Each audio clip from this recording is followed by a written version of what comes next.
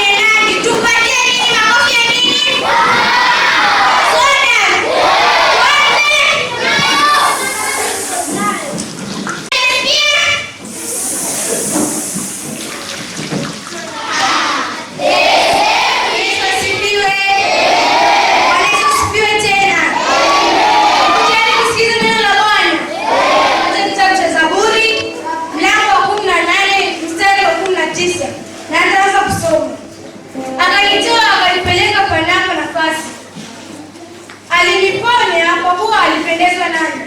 Neno hili linatufundisha kwamba Bwana saa hii uwe mtoto. Bwana anaendelea kutafutia nafasi. Kama sasa unasoma, Mungu anakutafutia nafasi za kazi. Anakutafutia nafasi zingine za kiajira na mambo. Nyumbani kwenu anakufungulia nafasi zingine. Bwana asifiwe. Asifiwe. Alijiponya kwa kuwa alipendezwa nani? Bwana anapendezwa nani kwa kuwa na ndio maana alijiponya. Anapendezwa na tabia zako. Wewe kama mtoto, Bwana anapendezwa na tabia gani zako? Ndio aje akuponye. Bwana asifiwe. Tuamini na tuombe. Baba, katika jina la Yesu nakushukuru sana majira kama haya. Nakushukuru kwa sababu ya neno lako. Ende ukasaidia watoto hao waweze kushika, waweka kidini mwao. Watuongoze Jehova. Katuongoze tabia zetu.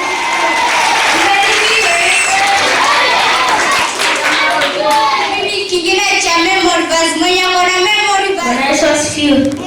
Bwana Yesu asifiwe. Nataka kuambia memory verse.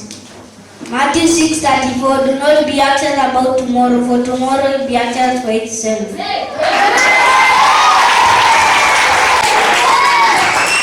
Proverbs 12:1, whoever loves instruction will have knowledge, but he who hates reproof is stupid. 2:6, train up a child the way he should go, even when she comes old, he will not depart from it. 1 John 4:19, we love him because he first loved us. Bwana Yesu asifiwe. Amen. Kwa jina langu naitwa Mike Mwandisha na kuna memory verse. Yohana 3:16 nasema, kwa maana jinsi Mungu alipenda ulimwengu hata akamtoa mwanawe pekee ili kila mtu amwamini asipotee bali awe na uzima milele. Methali 22:6 inasema, wale watoto katika njia ipasavyo, naye ataiacha atakapokuwa mzee.